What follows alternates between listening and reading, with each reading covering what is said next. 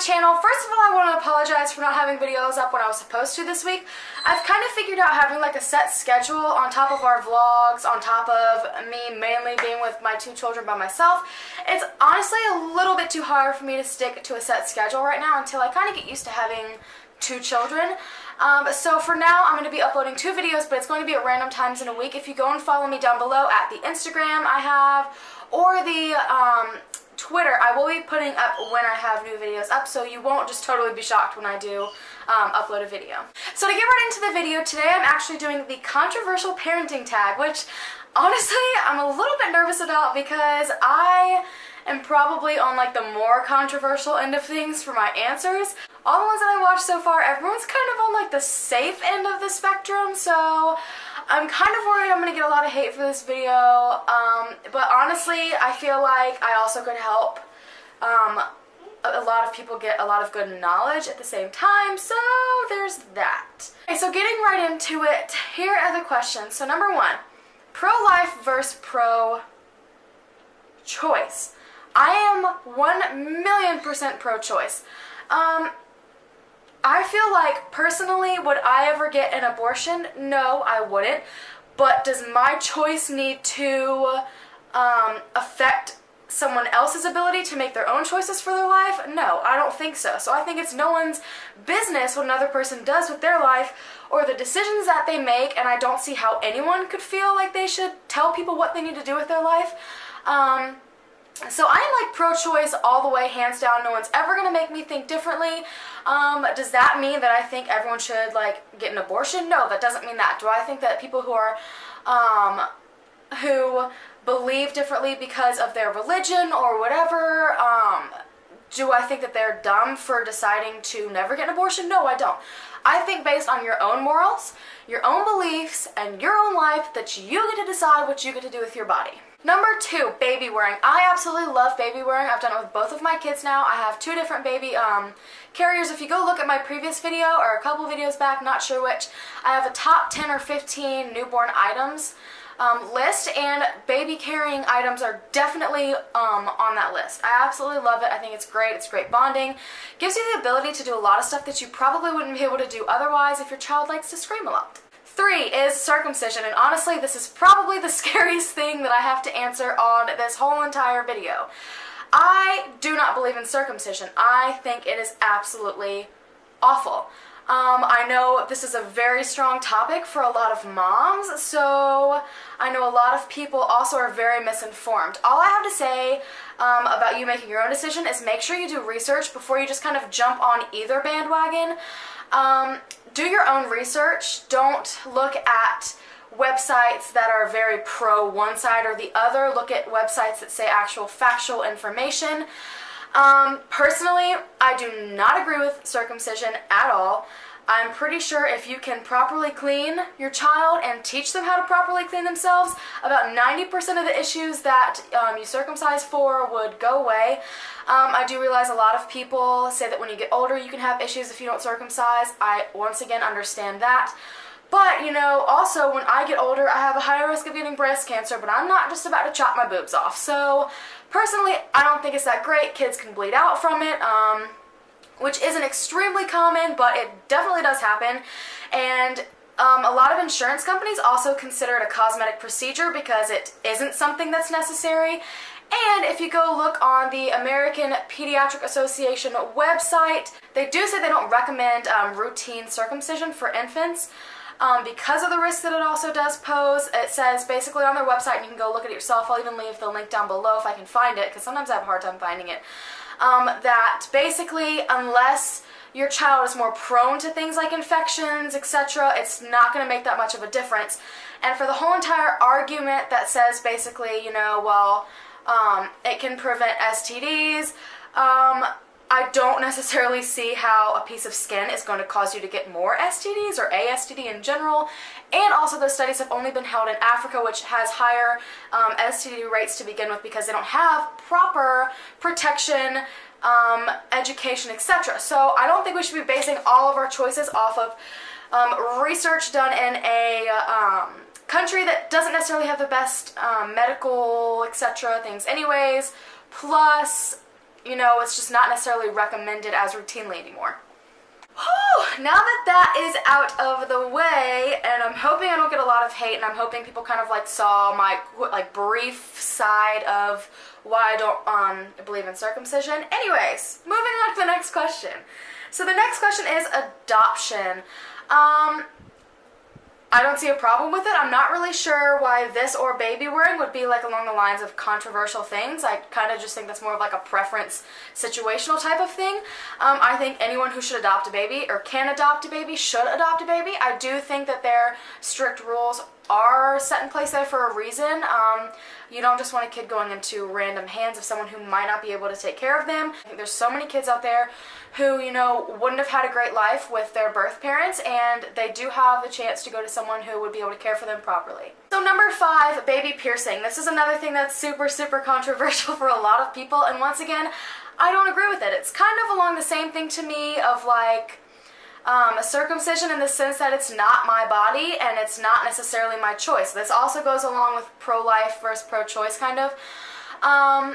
You know, if my daughter decides that she wants them years from now, sure, I'll get it. But what benefit is it really going to be, like when she's like a year old or when she's just born? I mean, it's just, once again, a cosmetic procedure. It's like, what if your child doesn't want it? It's just, I don't think it's necessary. I mean, if it's like a religious thing for you, once again, or like a cultural thing to you, by all means, go ahead and do it. It's not my choice. It's not my baby. Personally, I don't think it's necessary, and I wouldn't do it to my child, so there's that. Number 6, breast milk versus formula. So this is something that I actually used to be like real gung-ho about, once again, when I didn't have a kid yet, and when I was like, I just like newly had Raylan. I've breastfed both of my babies. Personally, I don't think formula could ever match up to me breastfeeding my children. But like I said before, if formula is your best option, go for it. As long as you're feeding your child, it's no one's business what you do. No one can even put their 2 cents in, because it doesn't matter. If you have to formula feed your child because you cannot breastfeed, that's absolutely fine. However, what I will say to that is, before you don't think you can breastfeed, if you're having troubles, visit a lactation consultant. A lot of women can breastfeed. It's just small problems that they need to like get over. That will allow them to, and I feel like there's just not enough, once again, education out there to kind of help people make decisions, help them along, because I know with my first child, I had no help breastfeeding other than my family, so I don't know, but I definitely am never going to judge anyone for what they choose to do. If you can't breastfeed, if you know, have an issue with breastfeeding because of past experiences, that's absolutely fine. It's no one's place to tell you yes or no. I personally love breastfeeding my children. I think it's great bonding time. I think breastfeeding is awesome, that our bodies can even do that to begin with, so I love it. Number 7, I take it back. I'm actually more horrified of this one than I am of the circumcision, and this is spanking or smacking. Absolutely not. I will never spank my children. I don't think it's okay for anyone to. You know, people are like, oh, well, I just do a little pat. Okay, well, go look up synonyms of pat. It's spank, smack. They're all in the same group, and it's all technically hitting your child, and I just don't agree with it. A lot of people think if you don't spank your child, you can't properly discipline them. Not true at all. I sit Raylan down. I talk to her about what she's done. I try to get her to understand what she's done. She goes in timeout. That is something I do, not for an extended period of time, but I would rather her take a second to calm down than smack her. If your child is too young for you to sit them down and kind of try to describe why what they did was wrong, then they are too young to understand or connect really what they did and hitting them. Like, they're not getting that. They're not making that connection, so essentially you're just hurting them and they are scared of you. At least that is my point of view, and that's how I see things. I definitely would not spank my child. The only times that I am getting the, like, I guess, urge to spank her is when, like, I need to get out my anger, and I don't think that is healthy in any way, shape, or form. It's illegal to even slap someone in the face. I mean, it's called domestic violence or assault. I don't see how it's any different when you do it on your children, so I would never do it to mine. So question number 8 is co-sleeping, and I actually have been on both sides of this. Once again, it's controversial because of the dangers of it, I think, But I co-slept with Raylan for a very, very long time, and she still crawls into our bed at like 5 in the morning. I hate it. I can't stand it. For some people, it works out great. I think if you have a very brand newborn, it's probably not the safest thing to do, especially, you know, if you're a heavy sleeper. You just never know, and accidents happen, and that scares me way too much. I would rather have my baby in a bassinet. Literally, it's like I can touch it from right here sitting on the bed. He's right beside me. Liam is. So I've had both of them in that for the most part. Co-sleeping when you're older, I guess it's great. It's just definitely not for me. I just need my space, and you know, with my husband, once both babies are out of the room, like this is our space. This is like, I don't want to say intimate spot, but it's like our room is our room, and you know, everything else in this house is shared. I would like for me and my husband to have one thing to just ourselves. Number 9 is homeschool versus public versus private versus charter school. Honestly, I don't really care. I think if you want to homeschool, that's great. I know people who homeschool. People in my family have homeschooled. I don't see any issue with it as long as you're actually doing it properly.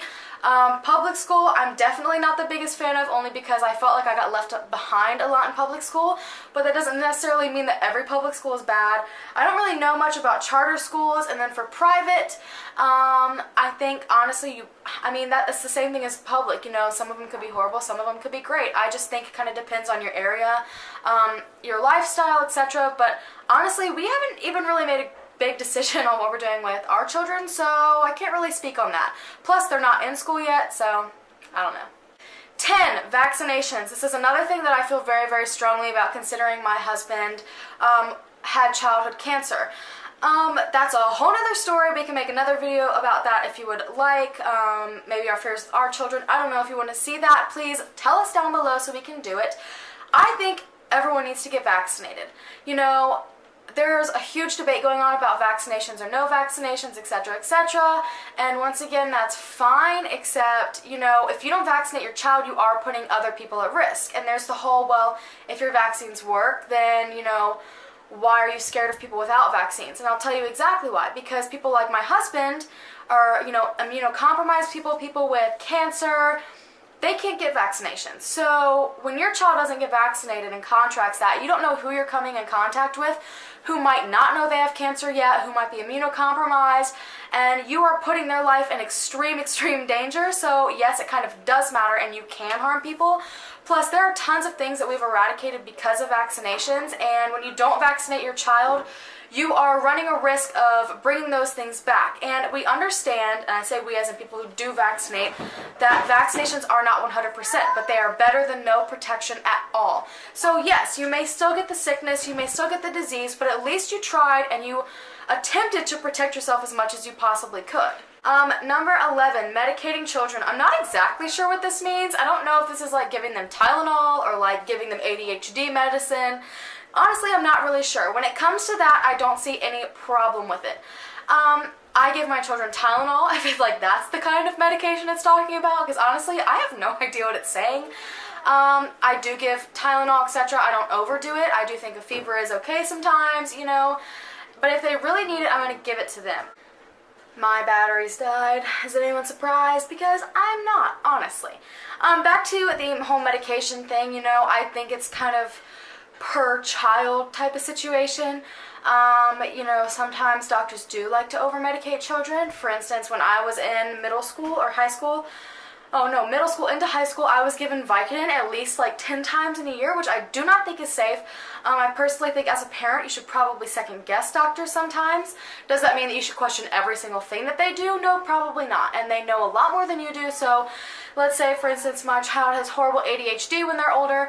You know, if they think it's best, if it's affecting their life, if it's affecting their school, I'm definitely going to put them on medication. And if it doesn't work, I'll take them off of it. It's pretty much as easy as that. You know, it doesn't have to be like a do or die situation. You know, I just think you should kind of feel it out and make that decision for yourself. I definitely would if I needed to. However, I would also second guess things if they like seemed a little bit off to me. So number 12 is cloth versus disposable diapers. This is something that I've actually once again had experience with on both sides. Personally, I can't stand cloth diapering. I hated it. Like, I absolutely hated it. I tried and I tried and I tried, and I just, like, could not stand it. It's so much work. I don't want to have to clean crap off of a diaper all the time. Like, it just totally wasn't worth it. For some reason, I'm, like, a germ freak, and I just felt like they weren't getting cleaned properly. It just grosses me out. Am I the only parent who, like, absolutely loves some of the things that I get for my daughter, like Capri Suns? Are you kidding me? I'm still not too old for these. Like I was saying, so personally, I'd much rather disposable diapers. It's so easy. Yes, it's expensive, but if you can afford it and you don't mind it, just get them. I don't think it's that big of a deal. You know, a lot of people that I'm actually friends with love cloth diapering, and that's absolutely great for them. They can keep all those diapers because I swear I will never do it again. Now, number 13, another super sensitive one. I feel like some of these, like, are not really controversial at all, and then there's, like, super controversial ones that you're scared, like, your whole YouTube channel's gonna get shut down over. This is one of those things, the cry it out method. This is another thing I totally don't believe in. I think it's absolutely horrible. However, a lot of people don't understand what actual crying it out is. A lot of people think cry it out means, all throughout the day. In every situation, you just let your kid cry, yada, yada, yada. That's not crying it out. The cry it out method is actually a sleep training method, and a sleep training method only. Just because I don't cry it out doesn't mean that I don't let my children cry during the day if I'm doing something. It doesn't mean I pick them up every single time they shed a single tear during the day. That's not what it is. That's letting your child scream and cry by themselves in their room until they literally cry themselves to sleep.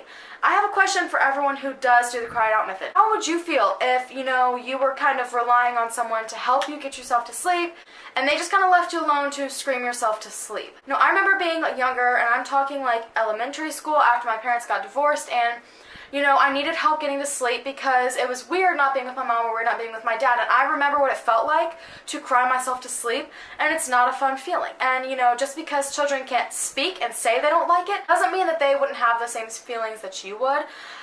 You know, I just don't agree with it. I have not used cry it out with either of my children. Liam goes to sleep perfectly fine. Raylan goes to sleep perfectly fine. It's never really been like a huge struggle to where it's affected my life. There are other ways to do it without literally leaving your child to scream for you, especially at a younger age, newborn, etc. You know, a couple months old, 6 months plus old, I don't care, younger baby, whatever you want to call it.